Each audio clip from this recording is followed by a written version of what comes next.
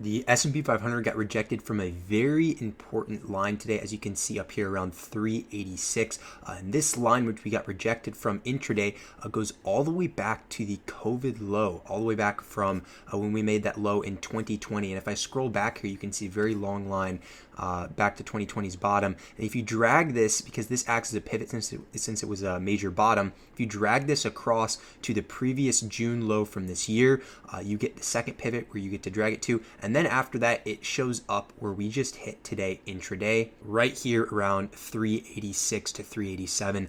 We did get rejected from this level. So this level is very crucial because in the future, if you are bullish and you do want some more continuation, which is possible, we have to get across this line. Otherwise, it will not be able to have that continuation. And as of now, we did get rejected, which is not a surprise at all since this was the first time we did retest this level after breaking through it from back on September 22nd over here, 21st of September, where we broke through it. We have not retested it yet until now.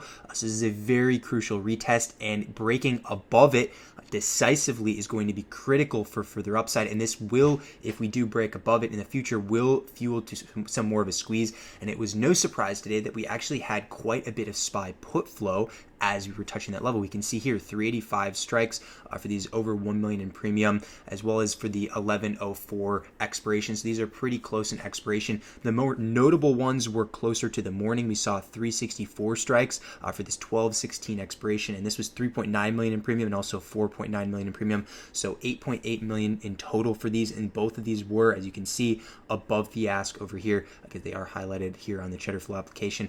So these are some decent sized puts. However, we haven't seen the same amount and the sheer number of puts that we had seen in previous weeks. This week so far has been nothing crazy until this morning when we saw both of those prints. We really haven't seen that many crazy prints. Like, yeah, here's one or two here or there on SPY as we've kind of rallied up. However, it's nowhere near the amount we saw like back here before we fell. Definitely when we were back over here, especially when we were up here spiking before the big fall afterwards. This bear market rally, in a sense, hasn't seen too much of that put flow, and I would really like to see some more of that put flow to get more confirmation, at least, that there is potential downside, at least in the near term, to go down a lot further. Right now, we haven't seen too much of that. However, we did see those two prints earlier, so again, I'd like to see some more confirmation similar to these types of prints. There can be some more downside in the near term. Another notable thing that I want to talk about today is the dark pool prints. We had $5.6 billion worth of premium at the 384.83 level. This is a lot of premium. Very rare to have over $5 billion in premium for signature prints. So this is exceptionally important to look at. This is at 384.83 level. And as you can see, we closed the daily below that level. 384.83 is like right about up here. So closing below, definitely key. We're going to look for follow through the next 2 days, especially for that weekly candle that closes on Friday. If you are a bear, you're going to want to see a weekly close below that level, and I will mark it on here so you guys get a better sense of it. But that 384.83 is right here, so definitely mark that on your charts. We want to see, again, if you're a bear, you're going to want to see a weekly close decisively below this level, because that could mean that there is some excessive sell pressure up here, and it will act as some form of a supply zone if retested in the future. So this 384.83, very crucial level, especially with how much premium, that $5.6 billion worth of it that we saw at that level. Very uncommon to see that. And seeing the weakness into the end of the day gives you kind of an insight of potential selling as long as we do stay below in the future here, at least the near-term future. So definitely mark that in your charts. It will be very useful to look at. Some other things to look at here. Apple experienced some weakness today. As you can see, two major red hourly candles over here. This is kind of the first weakness we've really seen after the big breakout back on October 19th, roughly, where we retested this level and then bounced. This was the previous channel it was trading within. And as of now, this is a clean breakout.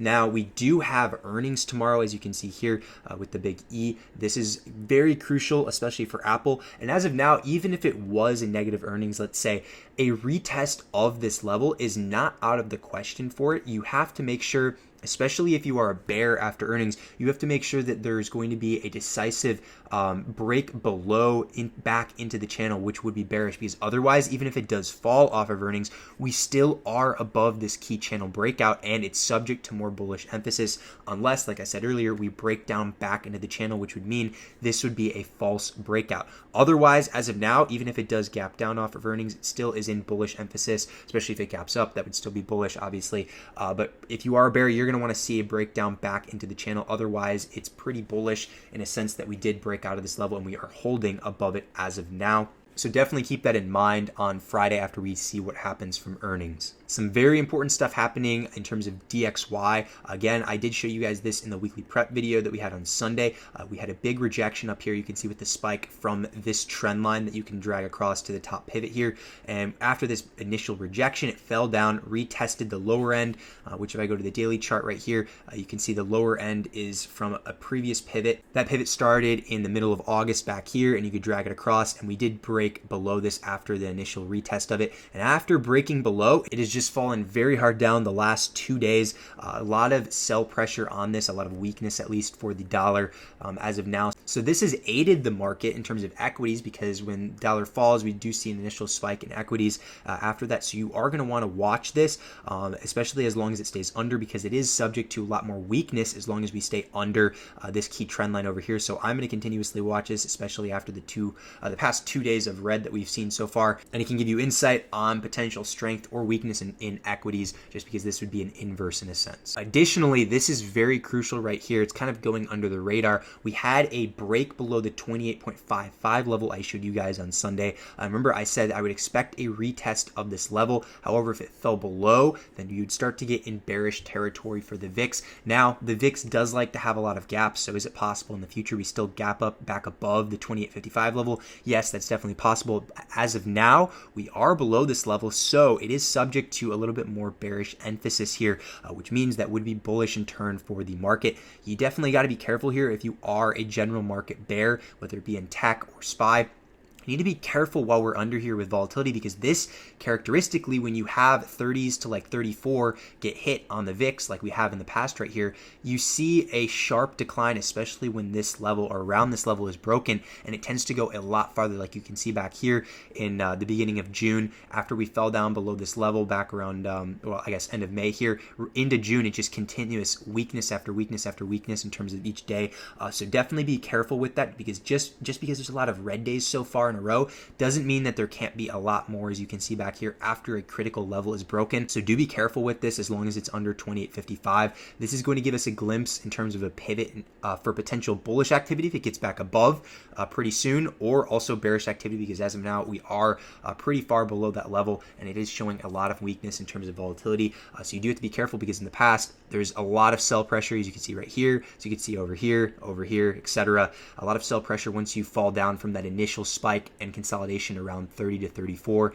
So do be careful under this, again, if you are a bear, because as of now, this is not looking as good for bears. It's helping at least with a bid in the market, whether it wants to fall down tomorrow or the day after. It is helping the market stay propped up, because we're not in that initial fear factor range of like 30 to 34 right now. Also wanted to do a quick segment on Meta today. As you guys can see, after hours, we are at 105.19 after closing the day around 130. So yet again, a missed earnings. They did poorly from that earnings report. And as you can see, this is extremely bearish the past year that it's had so far. Just really brutal for Meta overall, just continuous falls after continuous falls. And as you can see here with this trend line is basically everything for the future, because as you can see, we did fall down and this trend line acted as a support for quite a while as we consolidated on it, and then we fell below it. And after falling below it, it still continued with a lot of its weakness. So in the future, we would need to get back above this trend line. As of now, it's really far away from where we are at 105. But in the future, if you are someone that's maybe picking long-term contracts right now, thinking that Meta is super undervalued at this point after it got beaten down so hard, do be careful of this trend line, because in the future, for this thing to actually have some form of a bid and not just continuously consolidate around a range and keep falling, it does need to get back above this key trend line right here. This is a key macro trend line that has acted as the pivot since back in 2018 all the way until now. So in the future, if somebody is trying to go long on Meta, thinking it can get back to the valuations that it was previously at, it needs to break through this trend line. Whenever that may happen, you do need to watch this trend line for sure, because otherwise, as of now, it is going to have a lot of weakness. As long as it's under right now, it's going to have a lot of weakness, because there really isn't too much support to back it as long as it's under this level. So personally, I'm not going to touch this. This thing has been beaten down quite a bit. There's definitely potential for pops as it continues down, potential for some green days and stuff. But again, this just isn't the best risk reward as long as it stays like really, really weak as of now. And if you remember from previous videos a long time ago, people were thinking that it was undervalued all the way back over here after it dropped down from its initial spike back in February. And this, you could see here, it just continuously fell down. So just because you have a large spike down does not mean it's super undervalued and you can go long off of it, because as you can see, it can continue down for a long time after that with weakness. Other than that though, appreciate you guys as always for watching this video.